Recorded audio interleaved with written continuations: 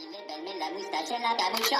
Siento pasanilo, mira tacatiki puletica. Siento pasanilo, mira tacatiki puletica. Siento pasanilo, mira tacatiki puletica. Siento pasanilo, mira tacatiki tacatiki. Siento pasanilo, mira tacatiki puletica. Siento pasanilo, mira tacatiki puletica. Siento pasanilo, mira tacatiki puletica. Sani levarme la moustache en la capucha. What's going on? This is your man John Fortune, your host of the Frustrated Fan Sports Show. And today is the anticipated coach's evaluation on the defensive side of the ball. Like I told y'all last week, Ron Rivera will be graded on both the offensive side and the defensive side. On the offensive side, Ron Rivera got a C- on the offensive side because a lot of his coaches actually did do their jobs on the offensive side when it came to player development, some of their players getting better. And even with that, you know, a lot of the high grades came from places where guys just did a good job. So with that, we're now on to the defensive side, and we're going to start straight from the top at the beginning. Let's start with Jack Del Rio. Jack Del Rio, on my coaches analysis and improvement show, he had three things he had to do. One was demand more from the players. It seemed like he did demand more, but at the same time, there were times where it seemed like he kind of like was on cruise control, especially at the beginning of the season where he was sitting up there and just like rushing 4 guys or rushing just 5 guys without actually getting more out of the players that was there. So for that, I feel that he kind of failed on that. I don't think he really demanded as much as he should have from these guys. So for that, that's a down. Let linebackers audible plays at the in game. Now, the big problem there was that John Bostic went down very early in the season. It seems like Cole Holcomb, who again was moved around so much this year, and the fact that Jamin Davis, which was to me a disaster, they just could not get it together. And it seems like they never found that third linebacker until Landon Collins was moved up from safety to linebacker. So for that, there was no way to let that happen. I mean, it was no way to make it happen.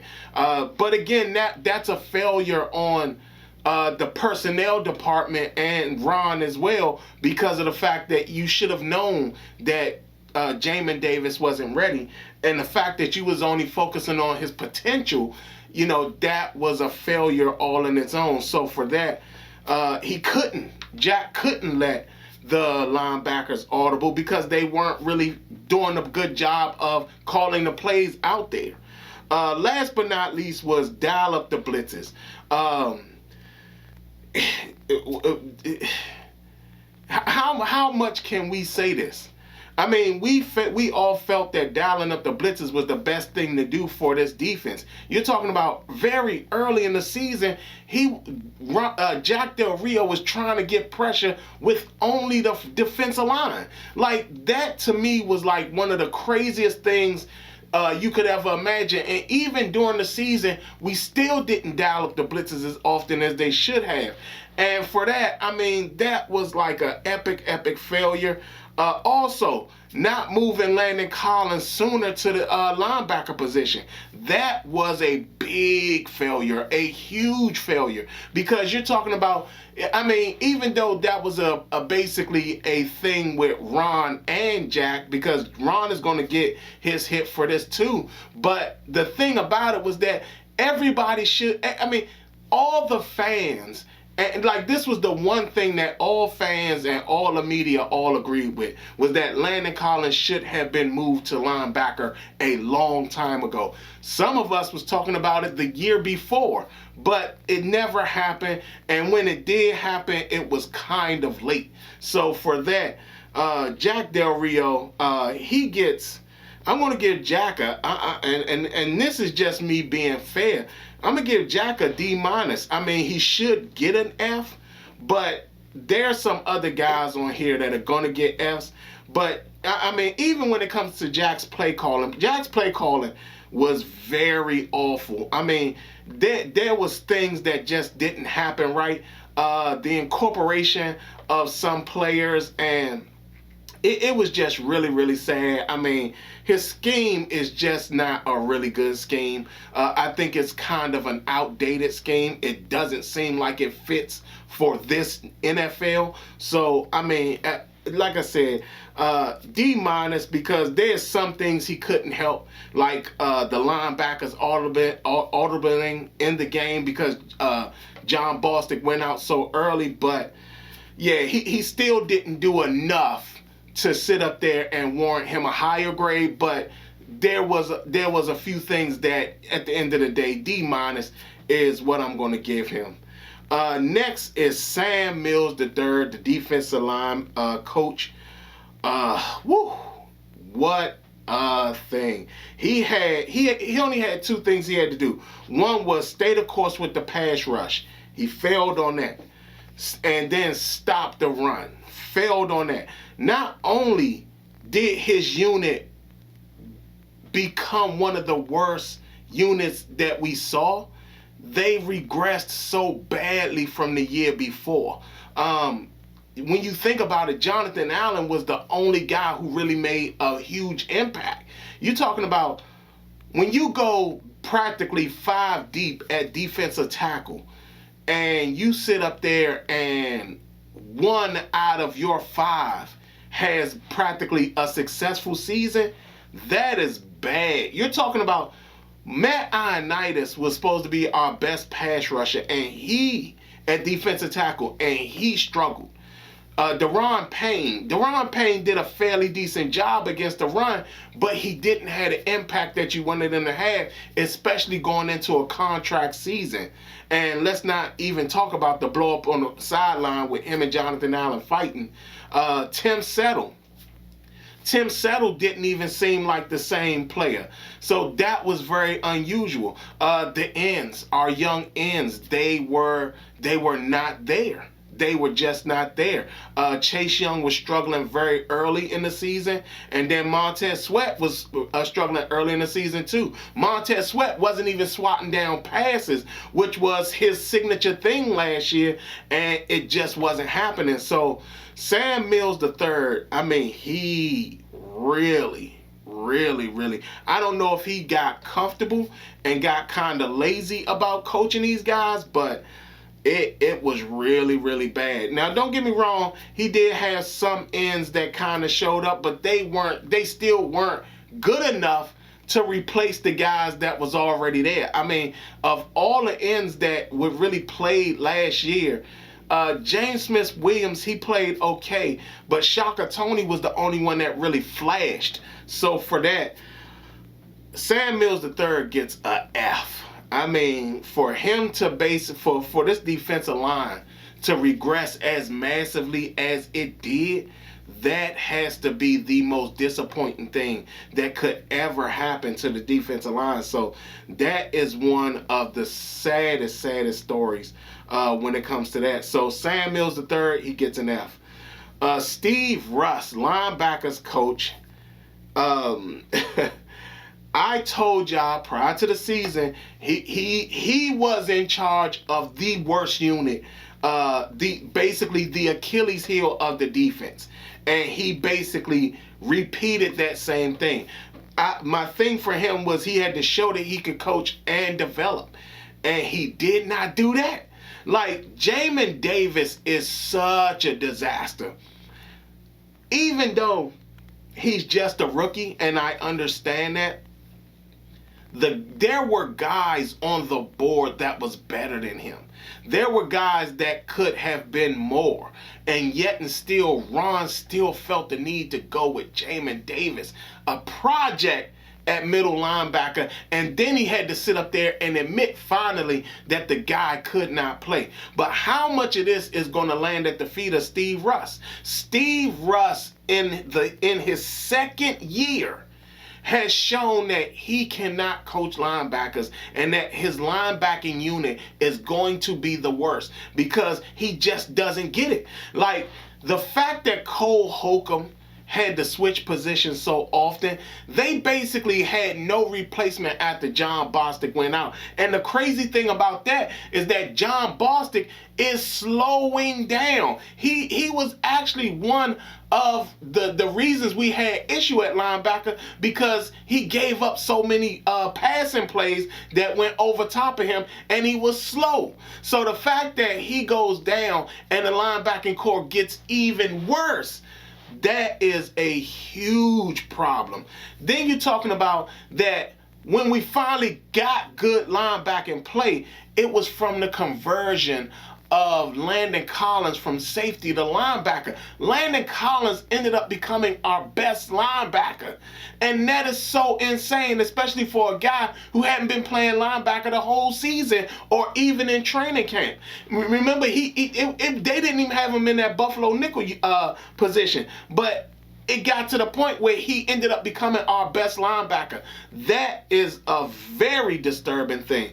And like I said, again, you're talking about 2 years in a row where basically the regression in the linebacking core has been here. And again, this is just a complete failure on this guy. Jamin Davis didn't develop. Kaliki Hudson didn't develop. I mean, we had David Mayo playing. David Mayo, y'all. So, with that, Steve Russ did an awful job with coaching the linebackers. So, for that, Steve Russ gets an F. It seems pretty consistent right now. I mean, it's just so crazy. Last but not least is the secondary coach, Chris Harris. My thing for him was to stay the course and be more vocal. Last year, he did a very good job with guys being able to come in and play, do their jobs, and get out. I will say this. His secondary wasn't as bad as people think it is. Bobby McCain came on pretty late, but he came on. But there was still times where he was like a liability in the passing game. Benjamin St-Juste, he did a very good job developing him. I mean, you talking about prior to St-Juste going out for the season, St-Juste, we were all talking about he was our best cornerback as a rookie. Of course, Cam Curl, the fact that, now that was something that I wish he would have been more vocal about, and the factor of Cam Curl starting and staying at safety versus pushing him, being pushed into that Buffalo nickel position and not making it a point of saying, Landon, you can't play safety anymore. So that was one of his failures. Again, like I said, when it came to the secondary, they actually wasn't that bad. But there were times where they would get burnt. But I don't know how much of that is the fault of the coaching or was it the fault of the scheme. And because of that, with his development of a person like Benjamin St-Juste and the fact that eventually Bobby McCain got comfortable in the safety position, how about the fact that they were able to switch out cornerbacks at different times within the season and the play didn't really get that much that worse at the cornerback position. So I mean, he did a fantastic job with managing those guys. So I mean, Kendall Fuller didn't look that bad. The only problem he had was transitioning William Jackson into Jack Del Rio's scheme. And that is probably where one of his other big failures happened. But again, I don't know how much to blame him or how much of that is actually Ron's fault, because Ron just probably assumed that because Ronald Darby was able to convert very well, that somebody like William Jackson would have been able to as also, and it just didn't work out that way. So for that, man, this is a hard one, because Chris Harris, like I said, his secondary guys didn't play that bad. Now, there were times, like I said, Bobby McCain was out of position and got burnt. Again, like I said, when it came to the Landon Collins, adjusting Landon Collins, that took a while. The William Jackson transition into the secondary, that was a bad thing. So for that, I'm going to be honest. I'm going to be a little generous with Chris Harris because, again, like I said, the development of Benjamin St-Juste, that was good. The fact that they interchanged a lot of cornerbacks and they were still able to make plays, that was pretty good. Cam Curl should have made the Pro Bowl. He played fantastic this season. Again, Bobby McCain, he got more comfortable later in the season. So for me, I'm gonna give Chris Harris a C. I think he did enough with his guys to have them ready for the season. I do feel that the scheme that Jack runs is a very bad scheme, but that's pretty much what it is. And last but not least is Ron Rivera. I don't even know where to go with Ron. I'll just tell y'all what I had. I told him that he need to communicate more with Jack when it comes to paying attention to plays and, hey, we should do this here. You kind of saw early in the season Ron kind of reverting to Jack and letting Jack do his thing. But as the season started to go on, you started to see Ron vocalizing during times where the defense was out there, and he was also walking up the sideline. There were times where you saw him and Jack standing beside each other a lot when it came to certain plays and stuff like that. So he was vocalizing with Jack, but it came a little late. So that was something that is a failure on Ron. Ron should have did a better job with that. And then my other thing was, don't feel you're stepping on Jack's toes. Again, very early in the season, you can tell he was kind of letting Jack do his thing and letting Jack manage a lot of stuff. Once they got past that 4-game win streak, he basically reverted back to Jack again and let Jack basically handle his stuff, even though you can still see that at times he was trying his best to vocalize to Jack, but at that point he wasn't near him like he was at first. So for that, and the fact that Ron's overall defense did not do well, especially his linebacking core, him being a former linebacker, the fact that those linebackers looked that way was very bad. The fact that John Bostic goes out and they didn't even have a quality replacement for him. The poor development of Jamin Davis. And again, the fact that he drafted Jamin Davis instead of, I know y'all waiting for me to say it, Nick Bolton. But again, this is just the whole thing about what goes on. So for that, I'm going to give Ron Rivera a F as well. So just to run down, Jack got an F, Sam Mills III got an F, Steve Russ got an F, and Chris Harris, I gave him a C, and Ron Rivera, I gave an F as well. This was a very disappointing season for the defense, and the fact that none of this was really understood and thought about prior to the season. And even with that, the fact that they went into the season just thinking that this team and this defense was better than what it was, it's a huge misstep. Bad turnaround. It also, to me, shows that this team was actually the beneficiary of a down season by teams that were experiencing injuries and teams that were also trending downward. You know, you're talking about beating Pittsburgh. They were a team that was trending downward. Beating the Bengals. They just lost their quarterback. You know, the run that we had, we went up against Dallas. Dallas never had Dak there for the whole season. And not only that, a lot of they didn't also have Michael Parsons at the time. You're talking about Philadelphia was basically trying to figure stuff out the last season and stuff like that. So, to be quite honest, like, there's a lot of work that needs to be done. And I don't even know if Ron has the time to get it done. because you're talking about this is 2 straight years in a row where you're basically stumbling